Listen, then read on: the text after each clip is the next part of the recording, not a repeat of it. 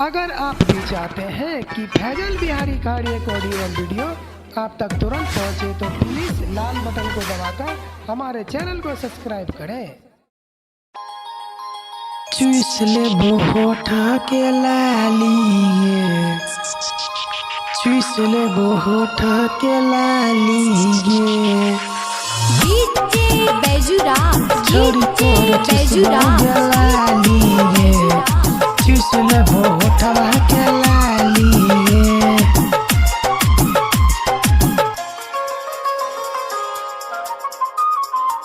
सुने गे छोड़ी गाँव बाली, चूस ले होठ के लाली गे, चूस ले होठ के लाली गे, लाली गे।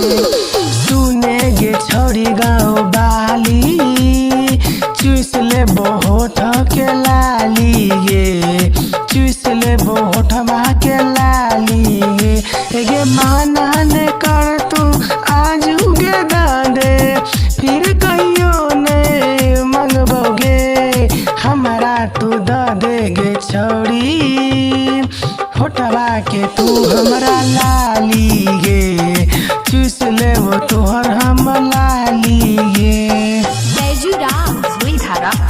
ले वो तोहर लाली गे, चूस ले वो होठवा के लाली गे।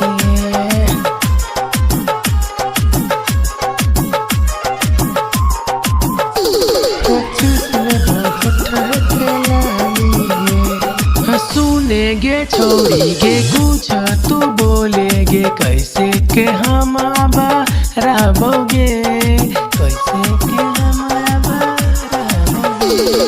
सुनेगे छोड़ी गे कुछ तो बोलेगे, कैसे के हम अब रहोगे। तोरा बिना हमारा मनवा न लगे, कैसे के हम रहोगे, हमारा तू द देगे एक बार, होठवा के तू अपन लाली गे, चूस ले वो होठ के लाली गे,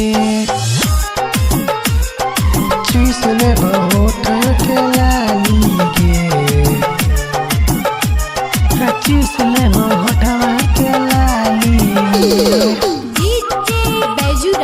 चूस ले वो छोड़ी हम लाली गे, चूस ले वो होठवा के लाली गे।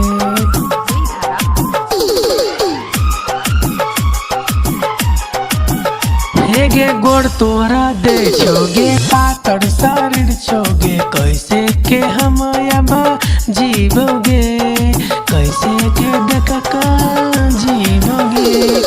गोड़ तोरा